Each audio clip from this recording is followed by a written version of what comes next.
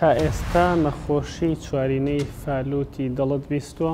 یەکێکە لە باوترین نەخۆشیەکانی زگماکی دڵی مناڵان کە مناڵەکەشی نەبێتەوە. نەخۆشی چوارینەی فالوت بۆیە نامراوە چوارینە لەبەرەوەی لە چوار بەش پێک دێت. کون لە دڵیا هەیە، کون بەتەنها نییە. بۆری شاخوێنبەری سیەکانی واتە ئەو بۆریەی کە خوێنەوە بۆ سیەکان بۆی پاک کرێتەوە، سەمامەکەی تەسکە بێتەوە یا ژێر سەمامەکەی تەسکە بێتەوە. مناڵەکە بە پێی دەرەجەی تەسک بوونەوەی ئەو بۆریە شی نەبێتەوە. هەیە زوو دەرەکەوێت لە مناڵیا لە خوددەست دەرەکەوێت و زۆری نەیان لە دوای 2-3 مانگێک دەرەکەوێت. هەنێک لەوانە دەرناکەون هەتا تەمەنی گەورە بوون چکە بۆریەکەی زۆر تەسک نەبووەتەوە.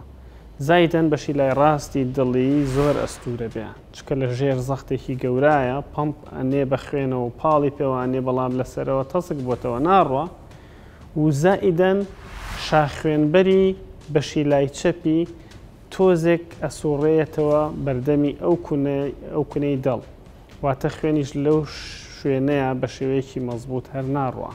چوارینەی دڵ پێویستی بە نەشتەرگەری هەیە بە قەستەڕە چارەسەر ناکرێ زۆرینەی کات و لە مناڵیە باشترین کات بۆی تەمەنی نزیک ساڵە بۆی وەزنی باشتر ببێ باشتر وایە لەو کاتەیە بە نەشتەرگەری کرانەوەی دڵ چارەسەری بۆ بکرێ. هەنێ جار مەجبورە بین لە تەمەنی زۆر مناڵیە چکە تەسک بوونەوەکە زۆرە واتە لە تەمەنی دوای خوددەج و وەزنیشی زۆر کەمە 3-4 کیلۆیەکە چکە زووزووشی نەبێتەوە گاتە حەدێک کە هەناسەی خەریکە بوەستێ چونکە خوێن ناچێ بۆ سیەکان تا پاک بکرێتەوە.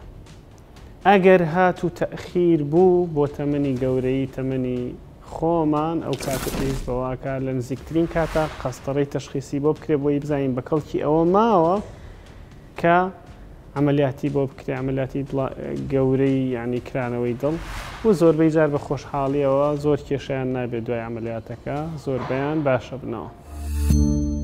سمارت وەرچەرخانە